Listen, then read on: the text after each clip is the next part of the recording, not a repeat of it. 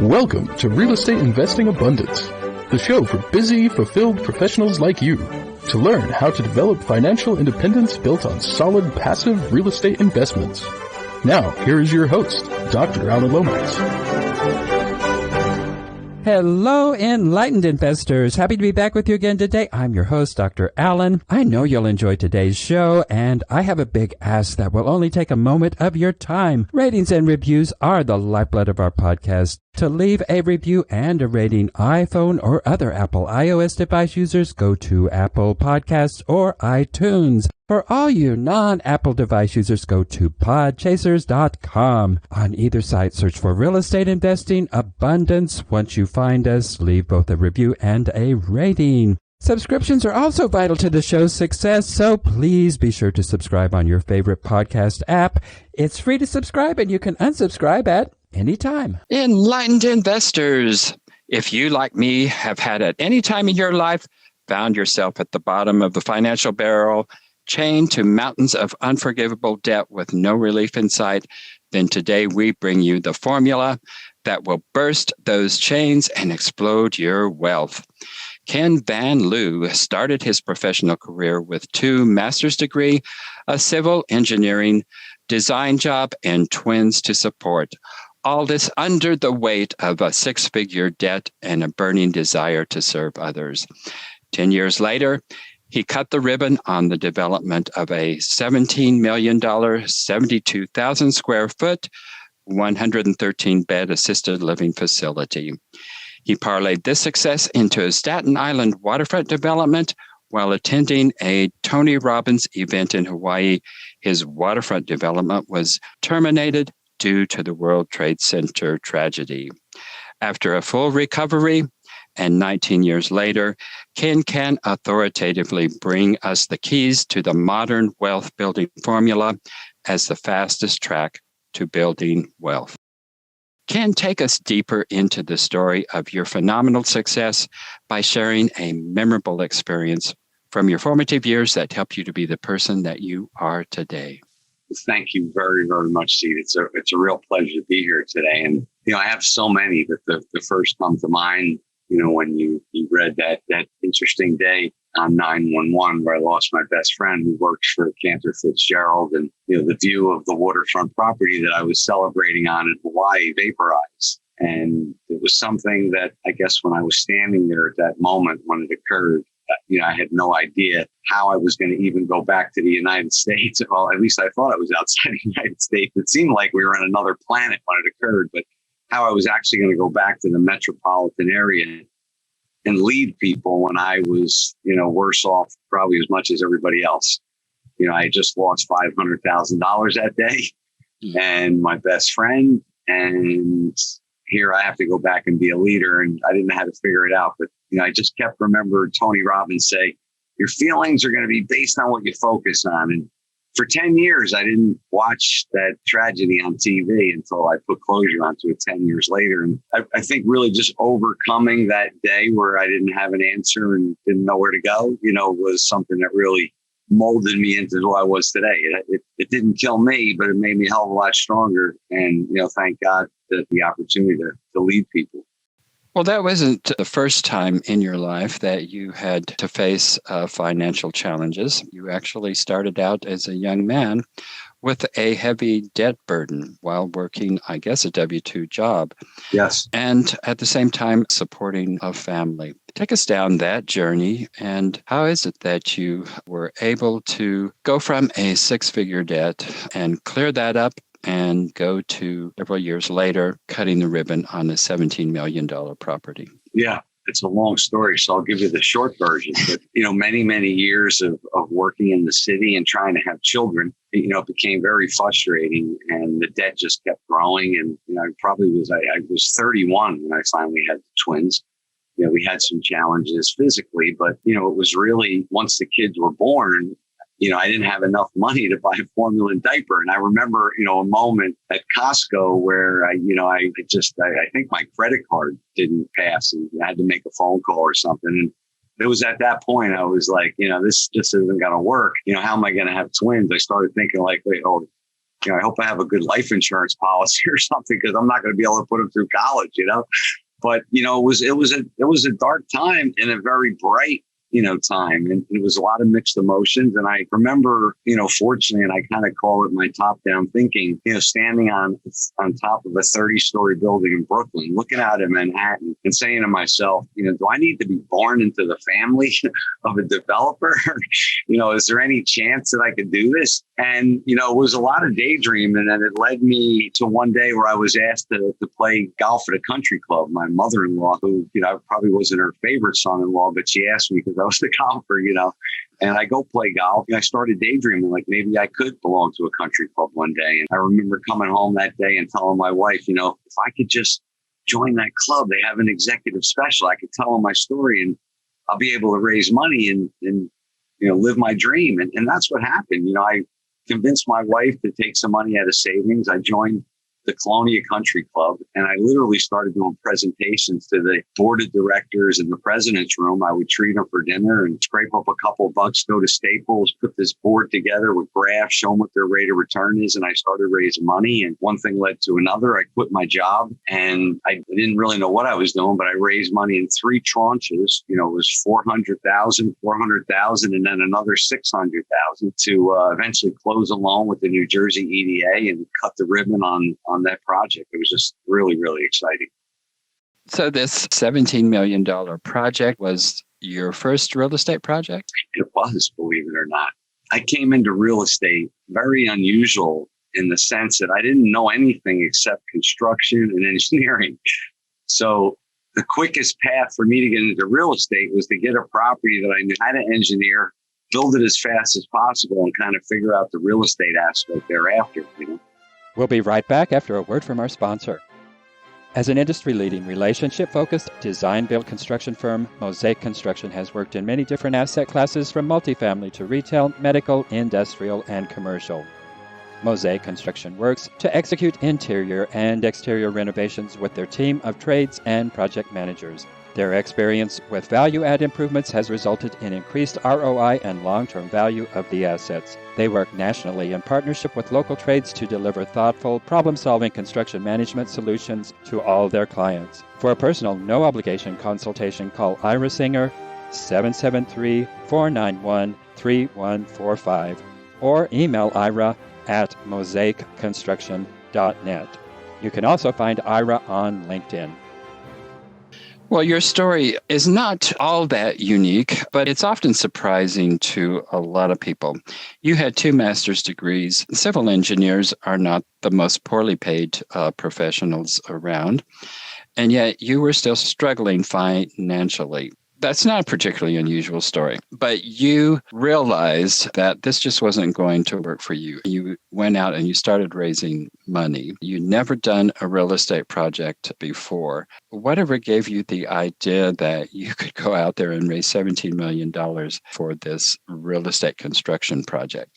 It's a great question because, I don't know that I ever looked at it that way because it probably would have spooked me. What made me take the first step towards the development was learning about that there was a thing called a development fee, and it was 5% of the total development. And I kept thinking, wow, I'm building this project. It's $100 million in New York City. I'm building it for someone else.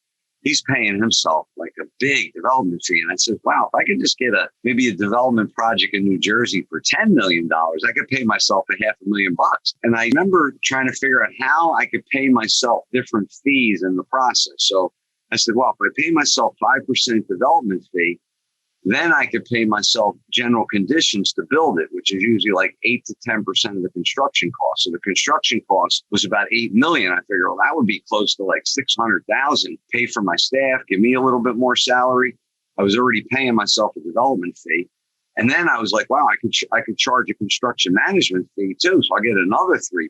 And then maybe I can get some on the financing. So I actually kept thinking about fees because I didn't know a lot about the real estate because I was came out of that professional world where civil engineer works for a fee, an architect works for a fee. And I knew all about the fees, but I really hadn't understood the calculations of, ownership. So when I went into my first deal, I paid myself a lot of fees, but my ownership was, I believe, at the end of the day, 10% only. It started at a little higher, but as I kept raising the money, I was diluting myself because it was my first deal and I wasn't quite sure how to retain it. I kind of, was undervaluing myself. And that's how, it kind of moved forward. And then I was like, wow, how am I going to finance it? And then I learned about the New Jersey EDA and realized that the New Jersey EDA only required 10% like deposit, essentially, if you were looking at it from a residential perspective. In that case, it was 10% of the equity. So I figured 17 million, I need about 1.6. I can raise 1.6. Let's do this, So it was probably more, trying to put my arms and eat, a 1,200 pound gorilla, but I was just taking like little bites at a time. Well, I've heard that oftentimes, that the way you move forward is just one step at a time. And yet, did you have any mentors? How did you figure this out, that you could go out there and, you knew there were fees and what have you, and you knew that other people were doing this, but how did you find the path forward? Yeah, I did. I had some mentors. I studied a lot. I read a lot of books. Dolph DeRoos was one of my mentors. He was like the only, I guess you'd say, real estate authority that was writing books on commercial. I read it a lot. One of my professors at New York University had wrote the real estate development manual, and he lived, a few miles from me. I used to go to his house and just ask him questions about his book. I'd sit there for hours. His name was Jerome Alanick. And I would say my number one mentor was a guy by the name, God rest his soul, God rest, John Norris. John Norris built Battery Park in New York City, which everybody's very familiar with. But before that, he built Canary Wharf in London, two of the largest projects in the world. And I was fortunate to work with him on Metrotech, which was $1 billion project in Brooklyn. He was hired as, the man by Forest City, Bruce Ratner, the former owner of the Nets. And, I used to meet him on the job site at 6 o'clock in the morning just to walk the 30-story building and just pick his brain, let him yell at me and stuff. And, he ended up getting me a job as an SVP working for a major developer, which was 2 steps away from me going out on my own. And, I'm glad you asked that question because, those mentors, saved me. Even though I put 125,000 hours of work into where I'm at today, they saved me a lot of time, and without mentors, you could spend a lifetime trying to figure it out. Well, what's an SPV? SVP, Senior Vice President. Senior Vice President. Okay. One of the riskiest real estate endeavors is development. And you jumped right into development. Of course, you did have the construction background. That's what you were familiar with. But even with that kind of a background, construction is risky. It just is a risky endeavor there. Yes. And yet you came out on top of that. You slided yourself on the ownership perhaps, but because you knew the fee structure, you were able to make that a very profitable endeavor. So from that endeavor, then you moved over to another development project, and that was underway. And this had to be very, very devastating for you because going from absolutely nothing to owning and controlling $17 million, 72,000 square feet building was certainly an endeavor. As much money as that sounds like a whole lot, you only had 10% of that. So in terms of entering the world of the wealthy, you really still had not entered that world as of yet. And yet you went off to Hawaii, and sure enough, the World Trade Centers were attacked, and you lost a good portion of what you had built. And so you were devastated and lost, and yet it didn't really take you that long to make a comeback. Talk to us about that process of coming back and how you did it and where you came from that devastating point. Yeah, it was a time where, we had, at least I had to lean on what I knew best. I was fortunate to build a few substantial projects during that downturn that I had taken a hit on the real estate. So, one of the things I was fortunate as developments are growing and getting started, I was always able to do some third-party construction management. There was a country club that we built out during the hard times. I did a geriatrics facility, and then the facility actually started to generate some money, and stabilize. New York, one of the, you may have been talking about 2008, we took another crash. We lost $300 million in one day with Lehman. So, we've taken the hit, 2 or 3 times. On that one, took me probably 2 years to get back on my feet just because it was just like, didn't kind of know what happened. We didn't know if Lehman was ever coming back, or whatever. And it took a while to untangle things. And it was funny because I kept going back. And by that time I had accumulated some of the retail on the projects that we had done in New York. And it wasn't like I had tremendous expenses to become financially free. I always said, 20 grand will keep me from coming out of the driveway, and fortunately, sometimes I look back wondering, would it have been better off, instead of doing condos where we sold off, whether we had more rentals, but, it has worked out well in the sense that we've had some ups and downs and until we accumulated. And, now, we're still doing the development. It just took a while. But yeah, in 2000, probably 12, it was 8 to 12 or 13. I was just doing third party stuff. There was really no real estate investing. Then 12 started to open up. By 14, I was back in the city. We did like 300 units with some other developers. We reduced the risk by co-developing. And after doing that, I had a concrete business for a short time. And then I just decided I wanted to get out of New York for a while and do some things. I had opportunities in Jersey and trying to spread out nationwide. There was an opportunity I had with a company, Flipping USA, that was founded. That was a journey that helped me write my book to prove out that the modern wealth building formula worked for residential also. And it's been a little bit of a roller coaster, but, ultimately I force myself to stay on track because there was times where in 2008, I was almost in contract to buy Stewart's Root Beer and was going to go totally out of real estate into beverage. And then there was another business venture. So I just kept saying to myself, stick to one thing, stick to the real estate, get back in real estate, build a little educational company, try to teach, move people forward, things will get better. It took a lot of, personal development and, mentorship, because there was some tough times here. We were getting beat up. We'll be right back after a word from our sponsor. Would you ever invest all your money in a single stock? Very unlikely. Yet, investors are willing to risk $50,000 to $100,000 in a single property in real estate all the time. Avestor is the world's first customizable real estate investment platform. Investors can build their own custom portfolio selecting investments across multiple asset classes such as single-family homes, multifamily, student housing, self-storage, and shopping centers. You can also invest across multiple markets and different time frames. Avestor also enables other real estate entrepreneurs and syndicators to build and use Avestor's infrastructure and cloud platform to create their own customizable real estate funds. To learn more, visit us at avestorinc.com. Avestor, real estate investing made simple. Yeah. Well, through these times, you developed what you have called the modern wealth building formula. So take us through the formula.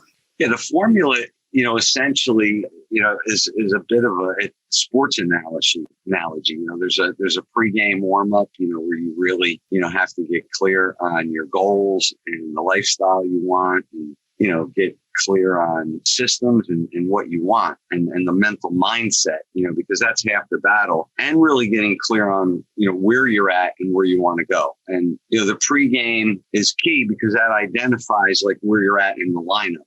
For example, if you're a, leadoff hitter versus a cleanup guy with, a little bit more money, a little bit more experience.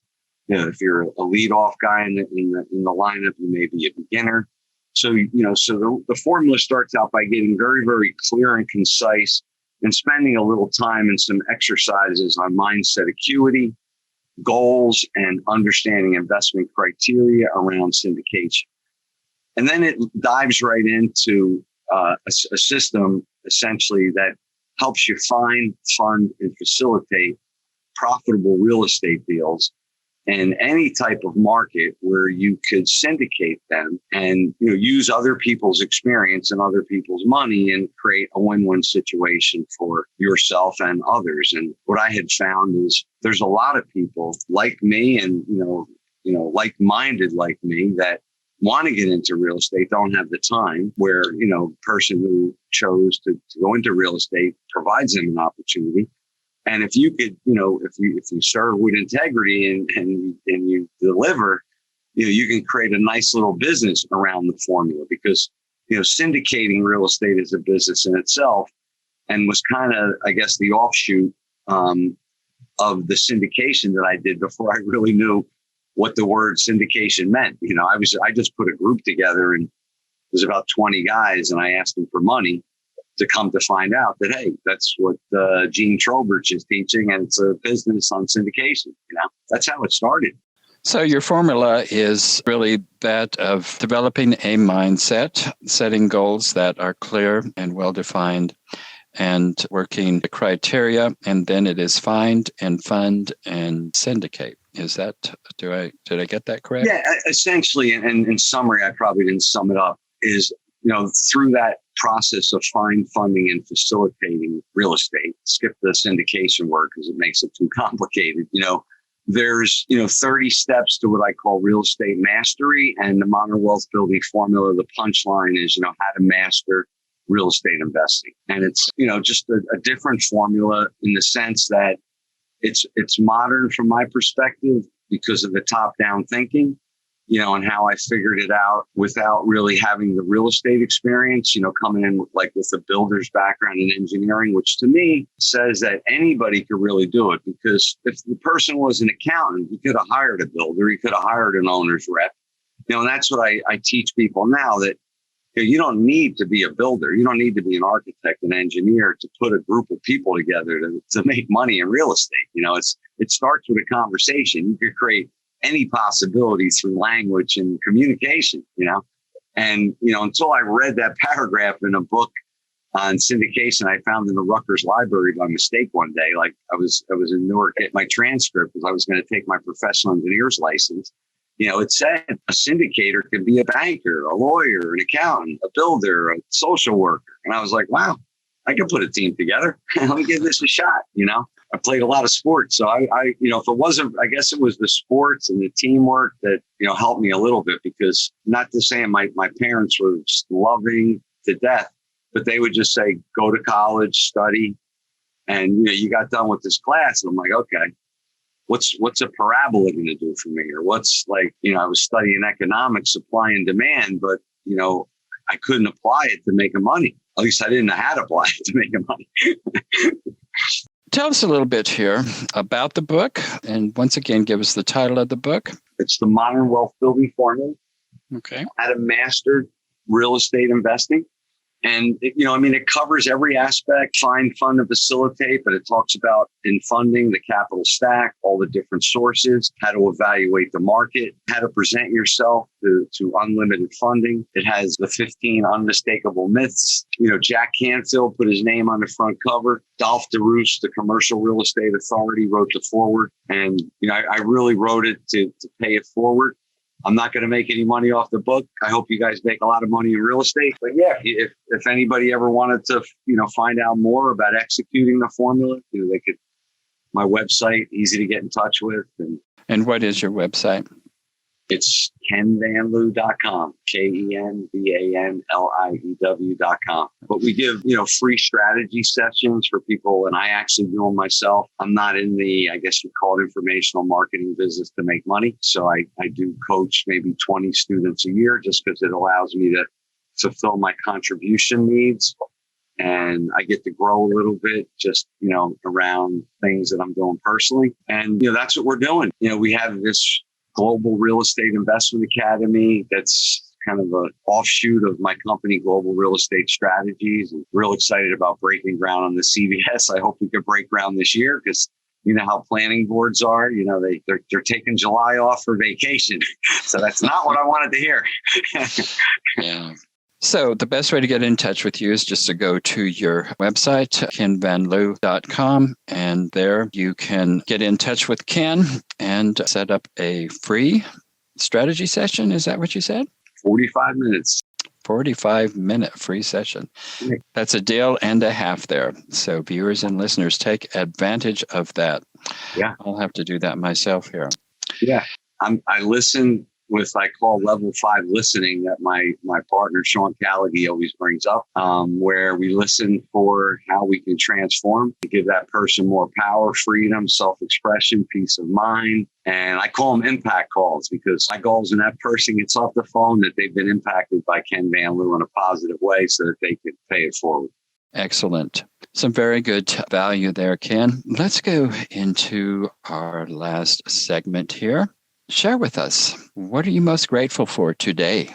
I'm most grateful today that my parents, 87 years old, young, are still with me. And mom's in the hospital right now, but I had a wonderful weekend. We got her into a rehab, and I'm so grateful. I just almost makes me cry immediately that, I don't want to join that club. I don't want to lose my parents, and I'm so grateful. And right behind that, I am so grateful. This week, I was married 33 years to a beautiful woman, Terry Liew, who I met 39 years ago at Glasgow State College when I was got ready to fail Calculus 2 for the third time. And she saved my ass. And then right behind that, my 3 outstanding children, but I'm grateful for so many things today. I write them down every day. I'm in tremendous health at 59 years old and just have everything I want. I thank God every day and just a lot to be grateful for. And I'm grateful to be on the show. I appreciate you today, and it's just been a pleasure. Enlightened investors, will be right back after this important announcement. I have a big ask that will only take a moment of your time. Ratings and reviews are the lifeblood of our podcast. So to leave a review, iPhone or other Apple iOS device users, go to Apple Podcasts or iTunes. For all you non-Apple device users, go to podchasers.com. On either platform, search for Real Estate Investing Abundance. Once found, please leave a review and a rating. Subscriptions are also vital to our show's success, so please be sure to subscribe on your favorite podcast app. It is free to subscribe, and you can unsubscribe at any time. Well, we're certainly glad to have you today. How are you putting your success as an investor and entrepreneur to work to create universal well-being and abundance for all beings? You've shared some of those things, but are there other things you'd like to share with us that you're doing? Yes. I think, some of the stuff that I focus on is helping others, in the sense, just mentally, I've noticed, in the last year, people are challenged just with going on in life. I try to set an example, with my physique, in the sense you are what you eat. So, I'm always working on my health. At one time, many years ago, I was at that Life Mastery event. I was 246 pounds. I weigh 172 pounds right now. I'm in pretty good shape. My metabolic age was 36 years old last week when I stepped on the scale, some funky scale they have. So I'm always trying to help people around mental health. And I believe health and wealth are very connected. My dear friend, Dr. Roger Sahari, and I are in discussions about writing a book on health and wealth. I just recently, like last week, put together the Global Real Estate Investment Academy, which we're going to be launching officially in the near future, and helping out a lot of other young entrepreneurs that want to get started in coaching, doing some stuff with my church and community, and, just focusing on not, giving my time, in so many ways that I can. And then probably the biggest thing is my 2 daughters are getting married, one this September and then one next October. And that's been real big. And my son is a U.S. intelligence Marine officer. He was almost a major. So, my kids are just pride and joy also. So that keeps me busy all the time, really busy. And I just got 28 acres in Little Egg Harbor, New Jersey. So another big project. Oh, wow. Yeah. What are you going to do with that? I spoke to the mayor and he said, self-storage, flex office. I'm going to actually go down there this week. There's a Wawa now across the street from it, and I haven't been there in a while. It's next to a golf course and a big housing development, and we're going to figure out what the highest and best use is. And I know there's some CAFR requirements, which means we need a little bit more impervious, material, impervious areas. So we're going to, put our head to the grindstone here and figure out what's the best to do, How are you managing this astronomical increase in cost of materials?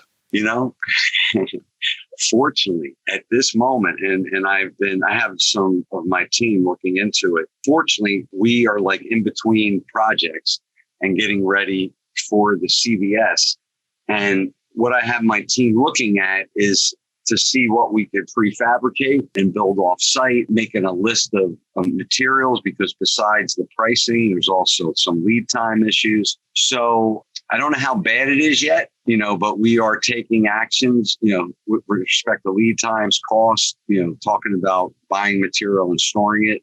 We literally just made our submission And they sent back like a 20-page letter. So for like the last 2 months, I've been, answering engineering questions and trying to get, to a point where the application is deemed complete, because they won't even have the hearing unless it's deemed complete. And literally last week we got the notice. So my first thing was, oh, wow, now I got to figure out what's going on with all the construction materials. But, my partner says we can get pretty much whatever we want. I think there's a bit of a gangsterness going on there, People are trying to control things, but there are shortages and things like that. So we'll see. That's about the best answer I can give you right now, because, it's a little bit of a tale of a tape. Right. Yeah. A lot of uncertainty there. Yeah. Well, imagine that you have come to the end of your life, and as you lay on your deathbed, what will you look back on with your greatest sense of joy and satisfaction? Honestly, have to look back on, meeting my wife. I was a good looking guy, and I was captain of the football team. So I dated a lot of girls.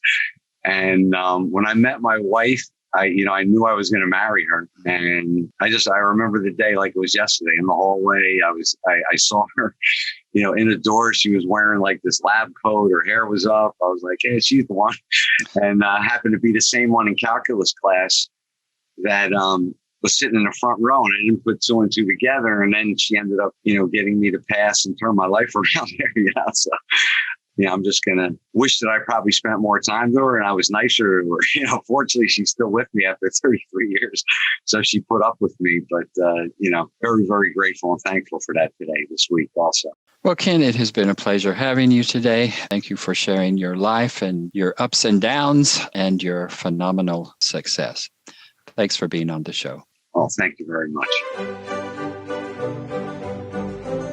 Thank you for tuning in to Real Estate Investing Abundance, brought to you by Steve Talker Capital, a company working for passionate professionals like you to develop financial independence built on solid, passive real estate investments.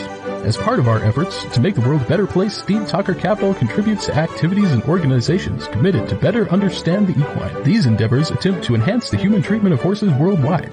Steve Talker Capital, working for a world where all creatures, great and small, flourish abundantly. For resources to develop your financial independence, connect with us at stevetalker.com.